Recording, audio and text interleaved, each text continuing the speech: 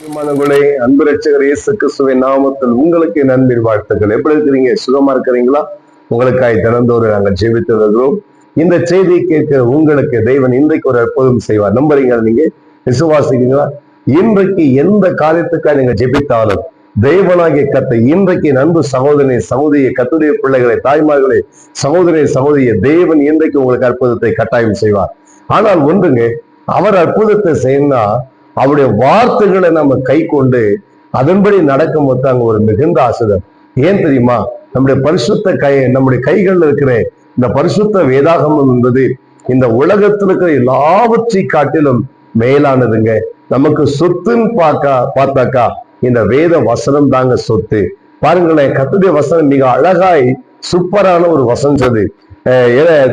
சங்கீதங்களின் புத்தகம் 19ஆம் அதிகாரத்துல 7வது வசனமும் 10வது வசனமும் நம்ம படிச்சோம்னா என்ன சொல்றது? கர்த்தருடைய வேதம் குறைவற்றதும் ஆத்துமாவை உயிர்ப்பிக்கிறதுமா இருக்குது. கர்த்தருடைய சாட்சி சத்தியமும் பேதையை ஞானியாக்குமாக. கர்த்தருடைய வேதம் குறைவற்றதா இருக்கிறது அப்படின்னா என்ன? அது நிறைவுள்ள ஒரு ஆசீர்வாதம். யார் வேதத்தை ருசிக்கிறார்களோ, வேத வசனத்தை கேட்கிறார்களோ, வேத வசனம் தாகமா இருக்கிறார்களோ அவர்களை தேவன் ஆசீர்வதிப்பார்.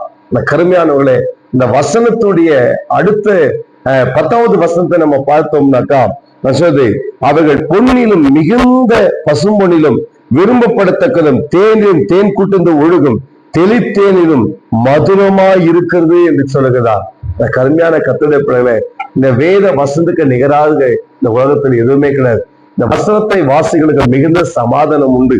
இந்த வேதத்தை வாசிக்கிறவர்களுக்கு சந்தோஷம் உண்டு. இந்த வேதத்தை வாசிக்கும் போது விடுதலை நீங்கள் பார்க்க முடியும். ஆகையினால் நீங்கள் நன்றாய் ஜெபம் பண்ணுங்கள். நிச்சயம் இந்த வேத வசனங்களை கொண்டு கர்த்தர் உங்களை ஆசீர்வதிப்பாராக. ஆமென். நான் உங்களுக்காய் ஜெபிக்கிறேன். அன்பு பிதாவே, என்னோடு இணைந்தது அன்புடைய பிள்ளைகளுக்காய் ஜெபிக்கிறேன்.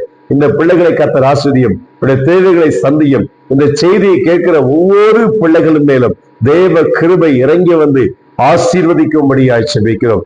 வேதத்தை நேசிக்கிற மக்களாய் உடைய பிள்ளைகளை மாற்றும், ஆசீர்வதியும்.